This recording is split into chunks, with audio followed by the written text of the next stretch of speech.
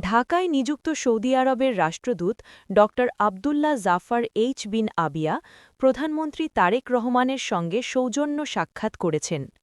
রবিবার সকাল ১১টায় বাংলাদেশ সচিবালয়ের মন্ত্রিপরিষদ বিভাগে এ সাক্ষাৎ অনুষ্ঠিত হয়।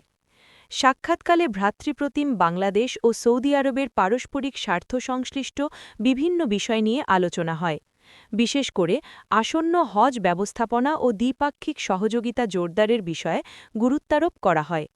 সৌজন্য সাক্ষাৎ শেষে প্রধানমন্ত্রী তারেক রহমানের সভাপতিত্বে হজরত শাহজালাল আন্তর্জাতিক বিমানবন্দরের তৃতীয় টার্মিনাল সংক্রান্ত একটি বিশেষ সভা অনুষ্ঠিত হয়।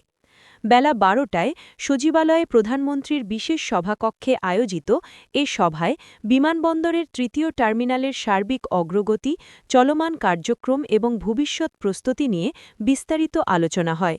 সভায় সংশ্লিষ্ট মন্ত্রণালয়ের মন্ত্রীবৃন্দ ও সরকারের জ্যেষ্ঠ কর্মকর্তারা উপস্থিত ছিলেন।